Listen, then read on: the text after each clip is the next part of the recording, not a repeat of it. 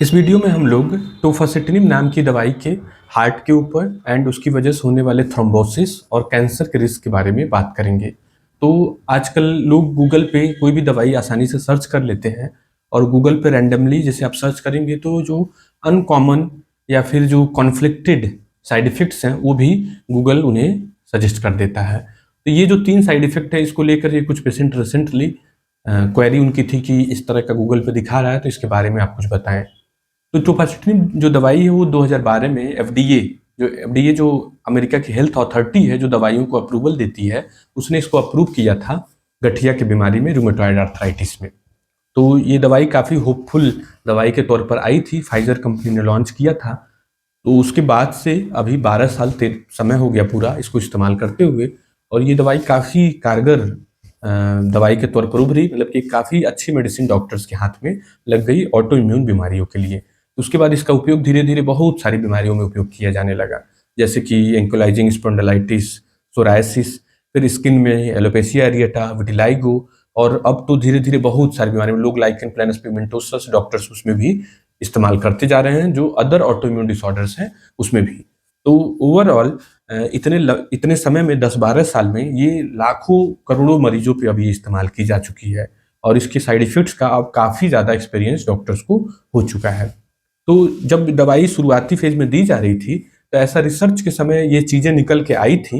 विशेष करके एक रिसर्च हुआ था जिसमें जो बायोलॉजिकल ग्रुप की दवाइयाँ हैं जैसे एडेलीमुमाब और इटर्नासेप्ट से इसका कंपैरिजन किया गया था टोफासिटिनिब का साइड इफेक्ट के मामले में। तो उसमें ऐसा निकल के आया था कि दवाई में थोड़ा सा हार्ट अटैक की संभावना या फिर जो थ्रोम्बोसिस वाली प्रॉब्लम होती है जैसे कि पल्मोनरी एम्बोलिज्म या फिर स्ट्रोक, और थोड़ा सा कैंसर का रिस्क ज़्यादा देखने को मिला था। फिर जो आगे के रिसर्च हुए उसमें ये निकल के आया कि ये जो रिस्क है वो 50 के ऊपर के मरीजों में देखने को मिलता है, या फिर उनको कुछ एडिशनल रिस्क फैक्टर पहले से मौजूद हों, जैसे कि पहले से आपको कोई हार्ट की बीमारी हो, या फिर आप बीपी के मरीज हो, डायबिटीज़ के मरीज हो, आपका कोलेस्ट्रॉल बढ़ा हुआ हो, बहुत ही ज़्यादा आप ओबीज हो, मोटे हो, स्मोकिंग करते हो, ज़्यादा अल्कोहल कंज्यूम करते हो।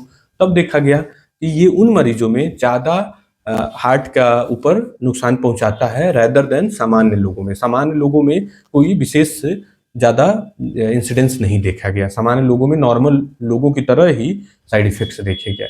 तो फिर डॉक्टर्स इसको अवॉइड करने लगे, ये दवाई जो 50 के ऊपर के लोग हैं और जिनमें एडिशनल कार्डियोवैस्कुलर रिस्क फैक्टर मौजूद हो तो उनमें डॉक्टर्स अवॉइड करने लगे।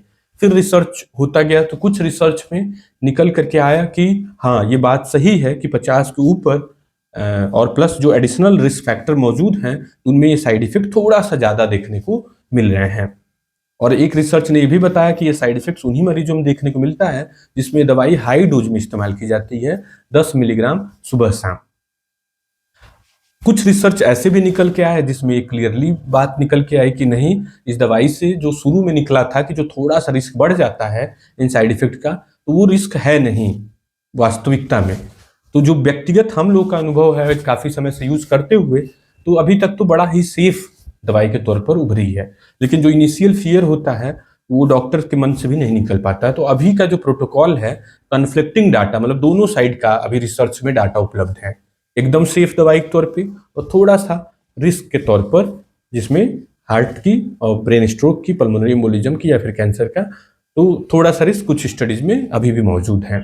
तो अभी के समय अधिकांश डॉक्टर इसी बात को प्रैक्टिस करते हैं कि हाई डोज में दवाई नहीं देते हैं, मतलब कि आपको 10 mg बीडी का डोज नहीं देंगे, 10 mg सुबह शाम का डोज खुराक नहीं देंगे आपको।